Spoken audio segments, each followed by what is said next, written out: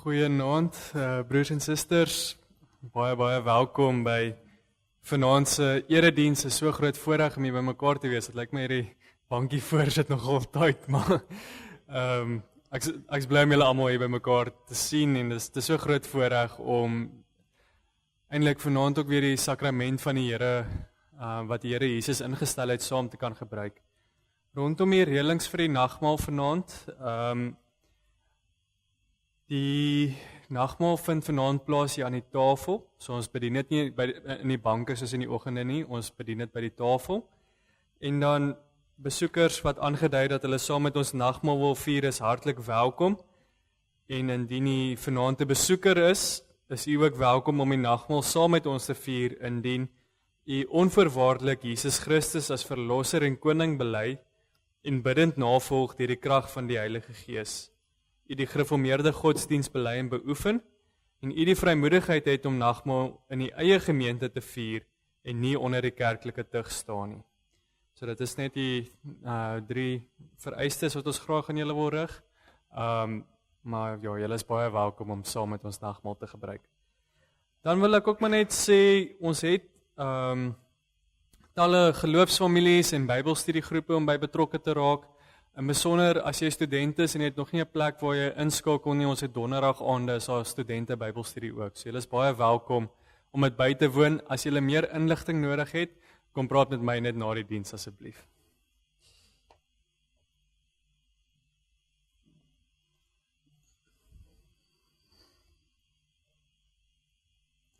Voordat ons begin, gaan ons skrifbryming 5-2 saam sing. Ons gaan vanaand die hele skrifbryming 5-2 deursing. So dit is ook die teksgedeelte, is 'n beryming van Jesaja 53. En ons gaan die woord hoor, ons gaan dit sing, ons gaan dit saam bely en ons gaan dit fisies ook beleef met die nagmaal. So groot voorreg. So as julle vanaand nog nie skrifbryming 5-2 aan die einde van hierdie erediens ken nie, dan weet ek nie of al hoop is vir julle nie. So kom ons raak rustig voor die Here. Terwyl ons so sit, kom ons sing skrifbryming 5-2 verse 1 en 2.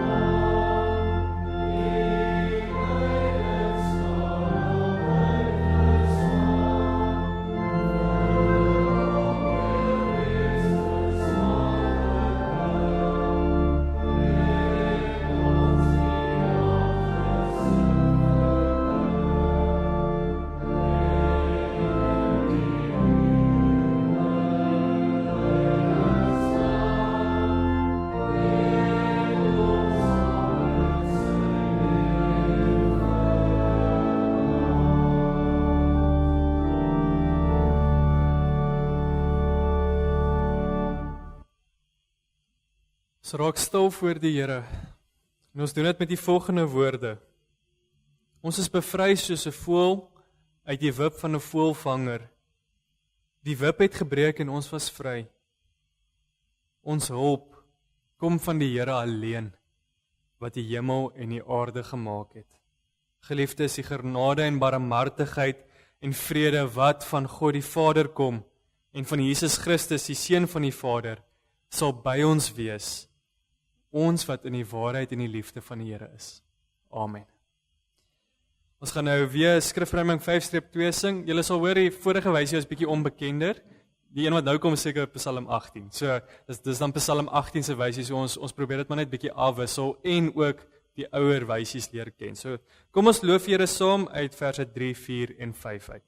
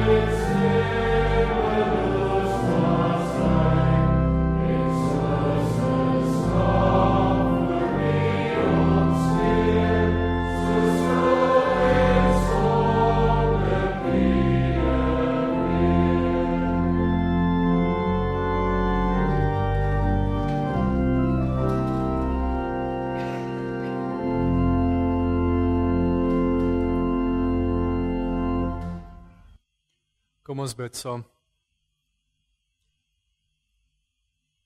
Ons Here, ons harte kan nie ongeroerd bly as ons dink aan alles wat U vir ons gedoen het nie. As ons dink aan hoe U Seun na hierdie wêreld toe gekom het, verag is, gehaat is, hoe hy teenstand op teenstand moes beleef het. Nie vir een oomblik gesê het hy het genoeg hiervan en besluit om ons te straf nie, maar om tot die einde toe te ly. Hier in die lewe en in sterwe waar hy ons straf moes gedra het, die straf wat U op hom gelê het. Ons kan nie daaraan dink sonder om onder 'n diepe skuldbesef te kom nie. U Seun, volledig God en mens, moes kom om vir ons sondes te sterf. Die straf wat ons moes gekry het tot in ewigheid wat op hom gelê is. Ons bid dat U ons harte sal verander deur U Gees, dat ons nie lig met die sonde sal omgaan nie, want ons weet dit was net so op ons Here Jesus gelê. Ons bid dat U ons sal help om los te breek van dit wat skeiding tussen ons en U maak. Want ons weet dat U Seun Jesus Christus het dit gedoen vir ons.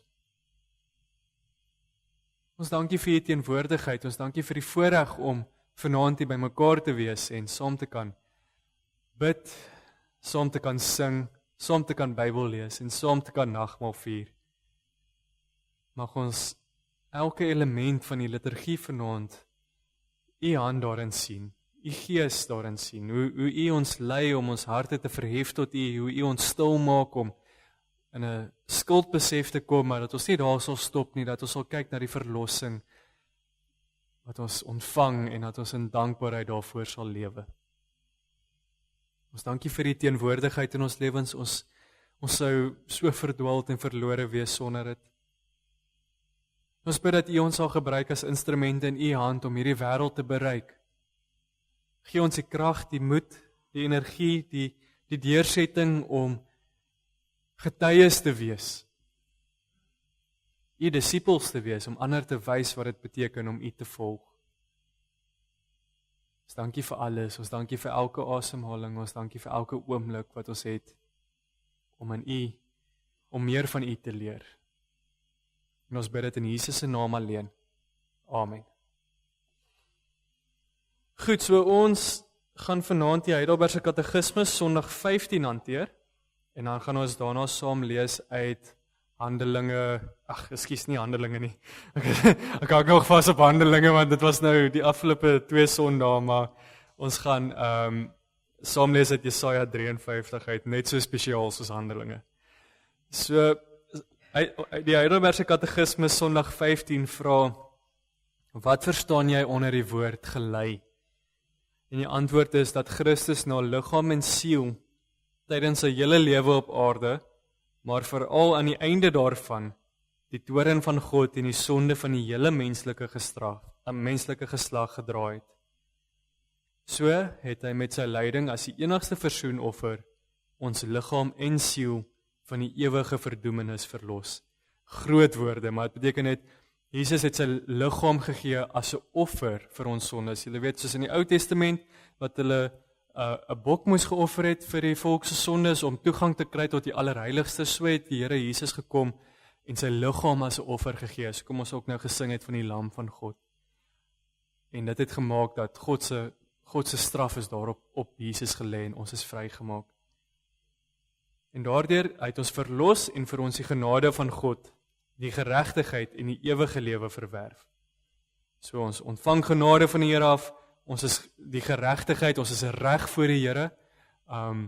Reinhold het vanoggend gepraat oor al die aanklagte wat daar teenoor ons is, maar deur Jesus sê die Here, julle is vrygestel hiervan, gaan lewe nou in dankbaarheid. En dan die ewige lewe, die ewigheid by die Here. En dan vra dit verder, waarom het hy onder die regter Pontius Pilatus gelei?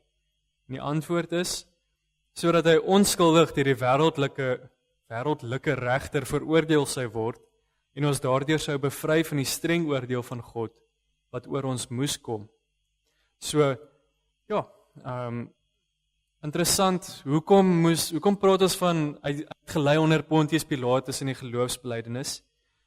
Dit bevestig net dat hierdie gebeurtenis gewortel is, gegrondves is in regte geskiedenis. Dis nie iets wat die Jode of die Christene gaan opmaak het nie, dis iets wat regtig gebeur het. Daar was 'n Pontius Pilatus, hy was gouverneur en hy het Jesus ter dood veroordeel. Hoekom? Want die Jode kon nie iemand ter dood veroordeel het nie. Die Romeinse ryk het regeer en hulle het net by Pontius Pilatus daarop gaan aandring dat Jesus ter dood veroordeel moet word en omdat hy in hulle goeie boekies wou bly, het hy dit toegelaat. So Jesus is nie 'n mite nie, dit was 'n regte gebeurtenis, 'n regte plek en 'n definitiewe ding wat gebeur het. Dan vra dit, sit daar iets meer in dit dat Jesus juis gekruisig is en nie op 'n ander manier gesterf het nie? En die antwoord is ja, want daardeur is ek seker dat hy die vervloeking wat op my gerus het, op hom geneem het. Omdat die kruisdood deur God vervloek is. Ons 'n gedeelte Numeri wat sê vervloek is elkeen wat hang aan 'n boom. Hoe is dit 'n vervloeking? Jy's nie die hemel wil jy nie hê nie, die aarde wil jy nie hê nie, jy hang tussenin. Daar's net nêrens vir jou nie. En dit is Godverlatenheid wat Jesus moes beleef het ter wille van ons. Ook, dit was 'n baie vernederende publieke gebeurtenis, groot skaamte. En mense het gesien en hulle kon getuig dat Jesus gesterf het, maar dat hy ons sondes gedra het.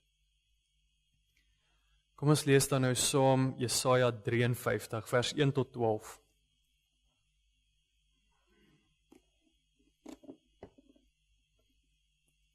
En kinders, julle moet verstaan, hierdie is lank terug. Lang voordat Jesus nog eers gebore is, was daar 'n profeet genaamd Jesaja en die Here het vir hom 'n spesiale boodskap gegee. Die Here het vir hom gesê, gaan vertel vir die mense, daar gaan iemand kom, wat julle gaan dalk nie hou van hoe hy lyk nie, maar die Here gaan hom stuur om julle te kom red. En van wie praat Jesaja? Niemand anders as Jesus nie. So kom ons lees Jesaja 53 vers 1 tot 12. Wie sal ons glo as ons hiervan vertel? Wie sal die mag van die Here hierin raak sien? Die dienaar was soos 'n loot wat voor die Here uitspruit, soos 'n plant wat wortels skiet in droë grond. Hy het nie skoonheid of pragt gehad dat ons na hom sou kyk nie. Nie die voorkoms dat ons van hom sou hou nie. Hy was verag en deur die mense verstoot. 'n Man van lyding wat pyn geken het. Iemand vir wie die mense die gesig wegdraai. Hy was verag, ons het hom nie gereken nie. Tog het hy ons lyding op hom geneem. Ons siektes het hy gedra. Maar ons het hom beskou as die een wat gestraf word, wat deur God geslaan en gepynig word. Oor ons oortredings is hy deurboor. Oor ons sondes is hy verbrysel. Die straf wat vir ons die vrede moes bring, was op hom. Deur sy wonde het daar vir ons genesing gekom. Ons almal het gedwaal soos skape. Ons het elkeen sy eie pad geloop. Maar die Here het ons almal se sonde op hom laat afkom. Hy is mishandel. Maar hy het geduldig gebly.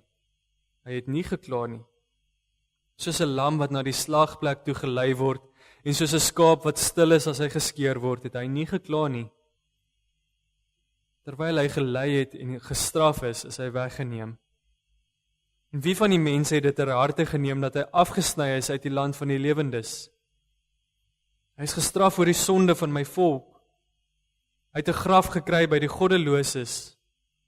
Hy was by sondaars in sy dood, al het hy geen misdaad gepleeg nie, en al was hy nooit vals nie. Dit was die wil van die Here om hom te verbrysel, om hom die pyn te laat ly. As hy sy lewe as 'n skuldoffer gee, sal hy nageslag hê en nog lank lewe. Deur hom sal die wil van die Here sy doel bereik. Na sy bitter lyding het hy weer die lig gesien, en hy sal die Here ken. My dienaar die regverdige sal baie mense regverdig maak. Hy sal die straf vir hulle sonde dra.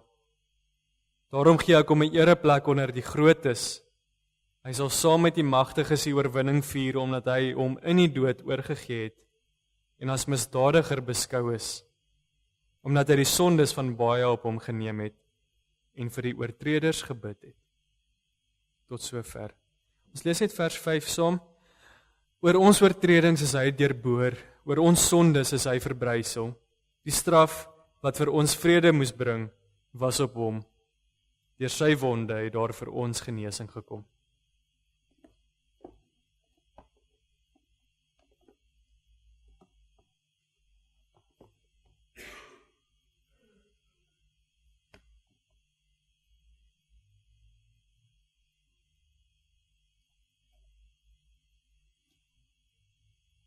Ek wil julle vertel van 'n seun. 'n Seun wat geprys is vir sy grootheid. 'n Seun wat die wêreld verstaan.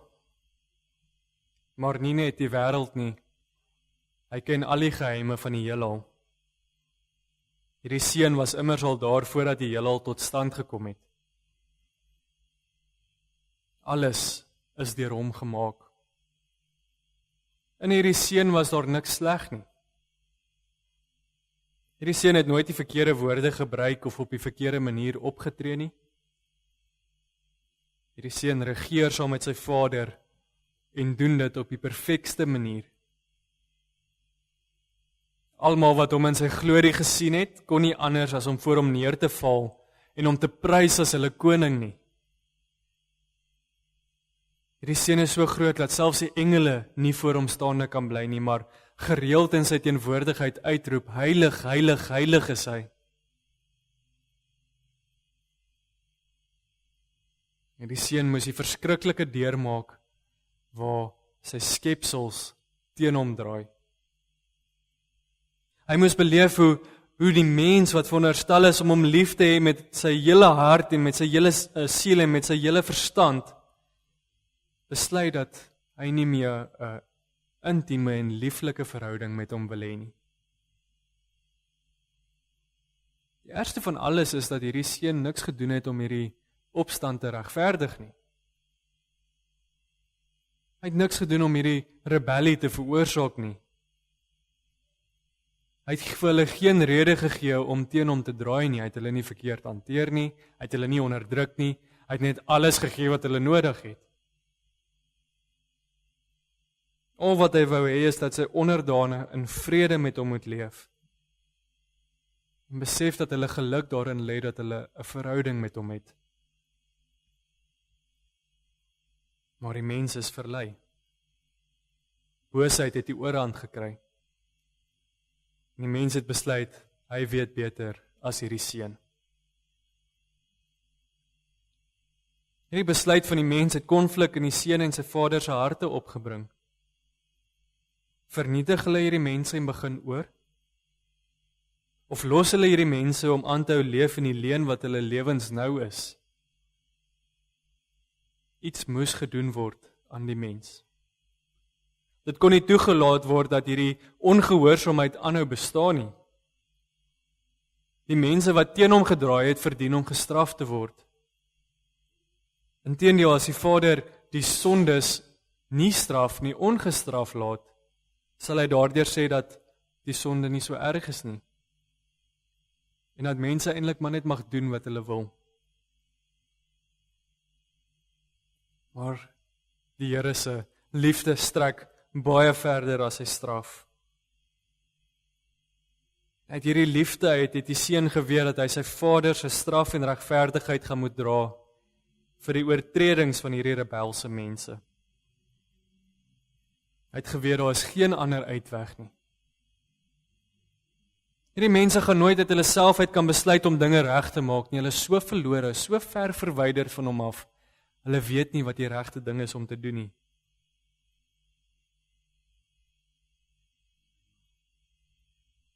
Hy moet gaan om die sonde te dra en hy moet dit gaan regmaak. Hy moet hierdie afstand weer afbreek.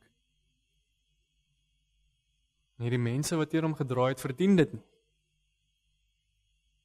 Hulle verdien nie om gered te word nie. Maar hulle oë sal deur sy gees oopgemaak word en hulle sal besef dat hulle verkeerd was.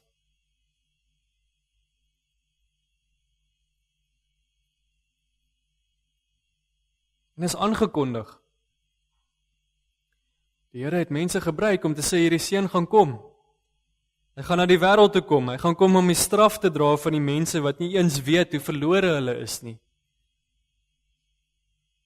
Die Vader kies vir hom 'n volk om sy kinders te wees. Om vir hulle die belofte te gee van sy seun wat gaan kom. En hierdie mense moes hulle voorberei sodat hulle kon besef dat hulle lewens verkeerd is en dat hulle vorentoe kan kyk na die koms van die seun. Daarom het die Vader dit deur die profete aangekondig. Daarom is die Ou Testament deurtrek met alles wat vorentoe wys na die seun toe. Die Vader het sy wet gegee. Die Vader het gesê, gehoorsaam hierdie en julle sal redding ontvang. Die Vader het gesê, gehoorsaam hierdie en julle sal weet wat reg en verkeerd is.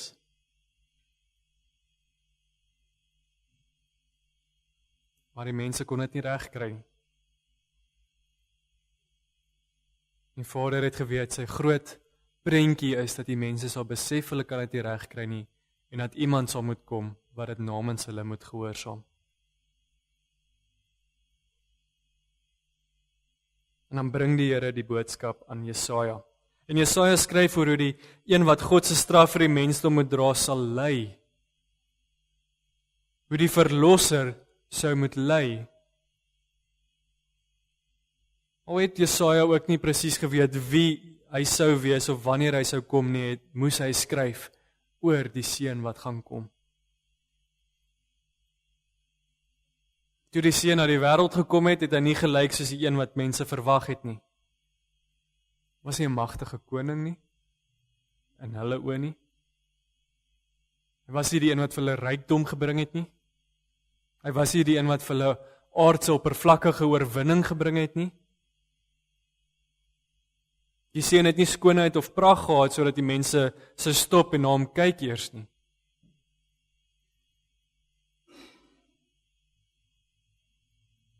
Iemand wat doodnormaal is en wie se hart nie deur die Heilige Gees aangeraak word nie, kan nie raak sien dat hierdie seun werklik die verlosser is waarvan die profete gepraat het nie. En alhoewel hierdie seun waardig is om alle lof en prys te ontvang, die wêreld is deur hom geskep, hy is tot in ewigheid, is hy daar, hy is nie gebore of gemaak nie, hy is nog altyd saam met die Vader en saam met die Heilige Gees. En hy kom en hy word mens, en die eerste ding wat gebeur is, hy word verag en verstoot. Mense wou nie na hom luister nie. Hulle wou nie raak sien dat hierdie man gekom het om hulle sondes te dra nie. Hulle het gedink hulle weet beter. Hulle probeer hulle eie reëls en regulasies vir verlossing skep en verdra niemand wat die Here se woord duideliker verstaan as hulle nie. Hulle het hierdie seun op die oppervlakte beoordeel, op die uiterlike. Hulle het hulle gesigte van hom af weggedraai en hom nie geken nie. Hulle het hom belaster en op hom gespoeg en wou met haat in hulle harte ontslaa raak van hom. Hulle wou nie hoor wat hy te sê het nie. Hulle wou nie besef dat niemand 'n beter verhouding het met die Vader as sy eie seun wat gekom het nie. Hulle kon nie insien dat Jesaja eeue van tevore aan hulle vertel het hoe hierdie man gaan lyk en wat hy gaan doen nie. Nie hulle idee van 'n koning, nie God se idee nie, is al wat saak gemaak het. Tog het hierdie seun gekom vir hulle wat hom nie wou ken nie. Hy het geweet die sonde maak hulle blind om die waarheid te kan sien. En maak nie saak hoeveel keer daar aangekondig is dat hy sou kom nie, hulle wou nie luister of dit insien nie. Tog moet iemand betaal vir hulle oortredings. En kon hy nie in sy liefde toe kyk hoe hulle daarvoor gestraf word nie. Hierdie mense is ek en jy. Hierdie mense is ek en jy en al die gelowiges reg oor die eeue wat die Here na hom toe roep. Sou ons regtig sonder die Heilige Gees kon insien dat iemand wat onaantreklik is, iemand vir wie die mense hulle gesigte wegdraai, iemand wat verstoot word, iemand wat ly, juis die een is wat ons in die regte verhouding met die Here gaan plaas? Sou ons kon insien dat ons in onsself verlore is? Ons kan nie, ons sukkel so om ons eie sonde raak te sien. Ons sukkel so om te besef hoe verlore ons werklik is. Sonder die Heilige Gees is ons blind en oppervlakkig. Sonder die Heilige Gees verkies ons om na magtige en aantreklike leiers en mense te kyk vir ons redding. Nie Jesus nie. Maar God die Vader se verlossingsplan is baie groter en dieper as wat ons ooit sou kon begryp. Wat 'n groot genade lê daar ookie vir ons daarin nie. Die mense wat teen hom gedraai het en besluit het om hom te verlaat en slawe van die sonde te word deur sy eie werk weer na hom teruggebring. Ons loop weg, hy gaan haal ons en bring ons terug na hom toe. Wie van ons sal uit onsself uit iemand help wat ons keer op keer seer maak? Iemand wat niks met ons uit te waai wil hê nie. Ons almal bereik 'n punt wat ons sê, ek wil nie daai persoon mee help nie. Wie van ons sal uit pure liefde uit iemand help wat ons ontsettend seer gemaak het en hulle probeer reghelp? Ons tog wat Jesus doen. Die ewige seun. Die een aan wie alle lof toekom, het sy bestaan op godgelyke wyse, soos Paulus dit beskryf in Filippense 2, nie beskou as iets waaraan hy hom moes vasklem nie. Maar hy het homself verneder deur die gestalte, die vorm van 'n slaaf aan te neem en aan die mens gelyk te word. Hy het mens geword omdat daar nooit iemand sou kon kom wat hy het mens geword omdat daar nooit iemand sal kan kom wat soos hy sonder sonde sal kan lewe nie. Hy het mens geword om 'n plaasvervanger te wees en die straf te dra wat ons verdien. Gedeelte sê in vers 4, tog het hy sy lyding op ons geneem. Tog het hy sy lyding op hom geneem, ons siektes het hy gedra, maar ons het hom beskou as die een wat gestraf moet word, wat deur God geslaan en gepynig word, oor ons oortredings is hy deurboor, oor ons sondes is hy verbrysel. Die straf wat vir ons vrede moes bring, was op hom. Hierdie is onvoorwaardelike liefde. Hierdie is liefde wat niks terug verwag nie. Jesus Christus, die ewige seun, die enigste een, kom aarde toe met die wete van alles wat ons aan hom gaan doen. Al die lyding wat hy gaan moet verduur. Al die mense wat hom gaan spot. Die mense wat hom gaan vermoor. Die straf wat hy namens ons gaan moet dra, die Godverlatenheid waardeur hy moet gaan. Tog bring hy vir ons vrede. Hy laat ons nie in die hartseer toestand wat ons is nie, maar hy bring vir ons vrede. Jesaja 53 vers 5 sê, deur sy wonde kom daar vir ons genesing, deur sy lyding word ons gered, deur sy lyding word ons vrygemaak.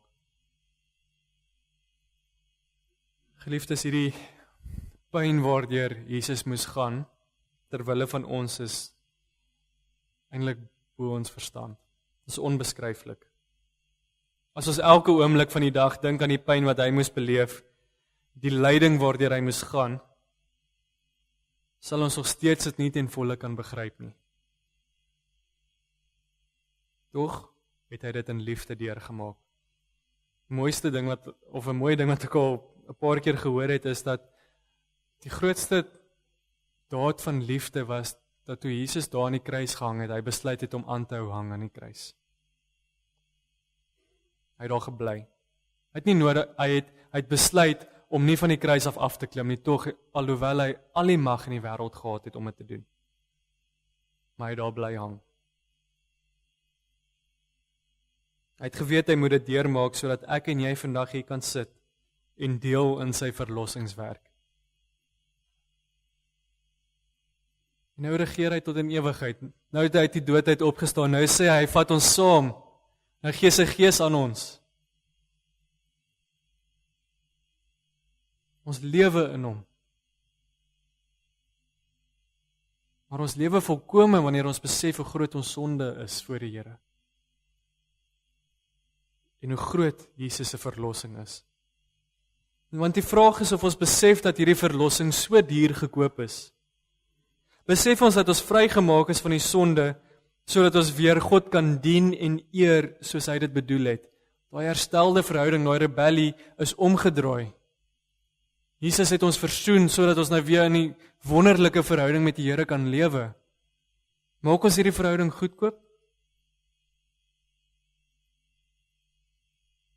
Sien ons dit as vanselfsprekend? Besef jy dat hierdie geloof wat jy mag besit, wat jy ontvang het, in geen opsig deur jou eie oulikheid of krag bewerk is nie, maar dat Jesus deur ondenkbare vlakke van pyn moes gegaan het en verlatenheid moes beleef het vir ons onthaalwe. Sien jy hom waar hy aan die vervloekte kruis hang en besef jy, dit moes ek wees?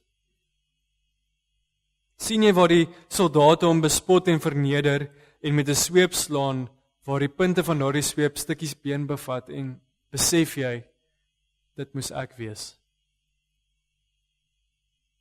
Sien jy hom daar waar hy besig is om te dehydreer aan die kruis en aan die son en in die son aan die kruis hang, verlate besig om te sterf, en besef jy, dit moes ek wees? Sien jy hom waar hy uitroep, my God, waarom het U my verlaat, en besef jy, dit moes ek wees? Besef jy, dit is my skuld dat Jesus hierdie moes deurmaak? Dit kan nie ons harte onverantwoord laat nie.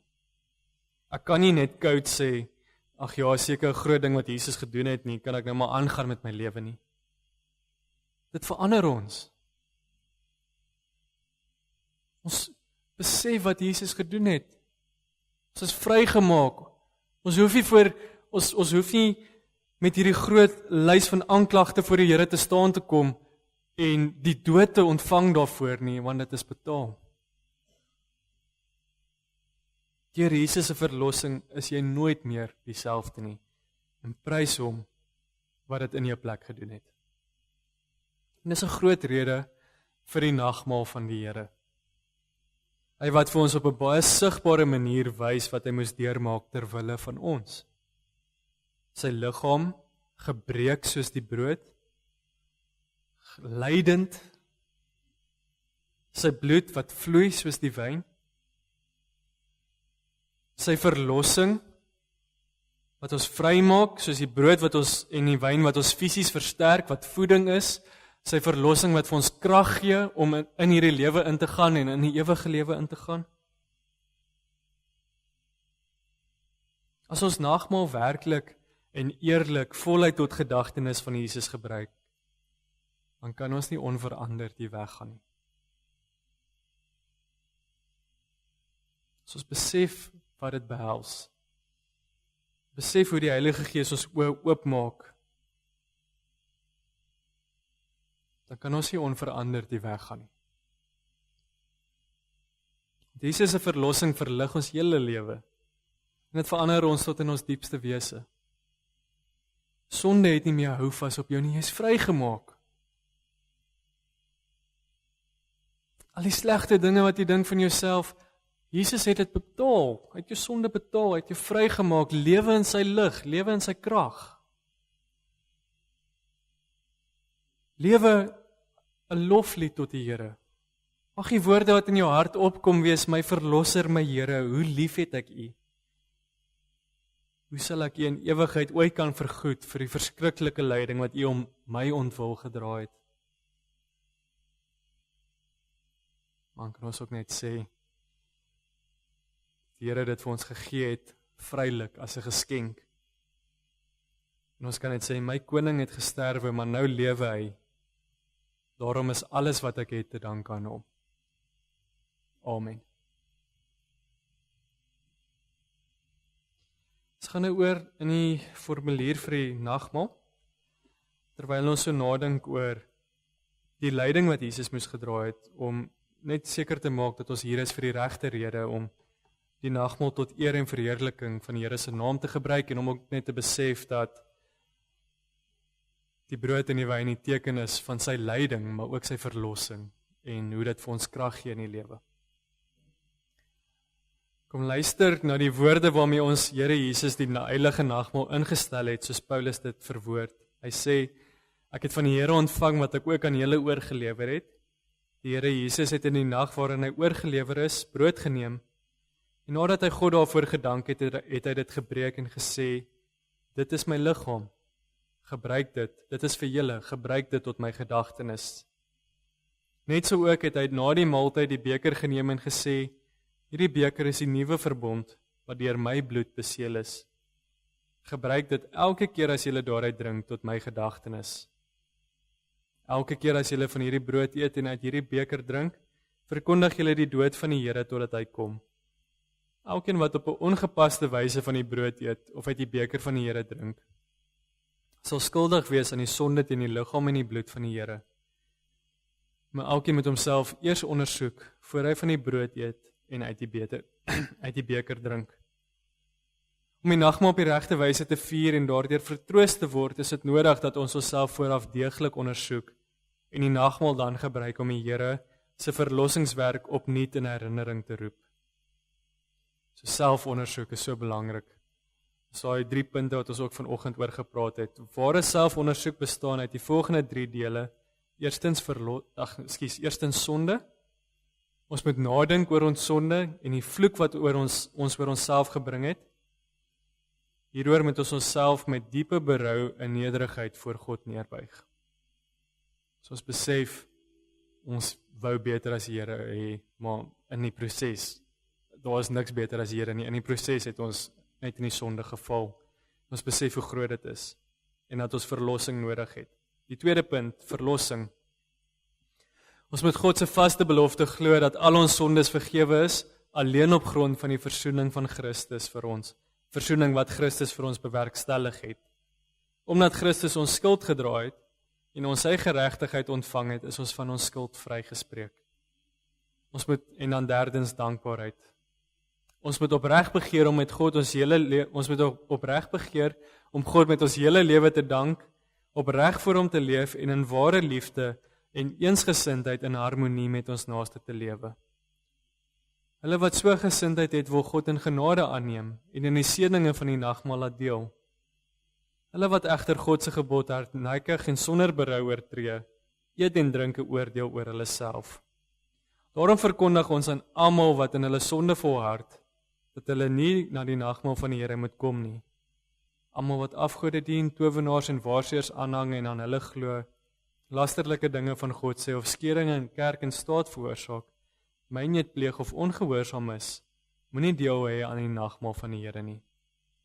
So ook alle moordenaars en twissoekers, egbrekers, hoereerders, dronkaards, diewe, rowers, dobbelaars en gierigaards.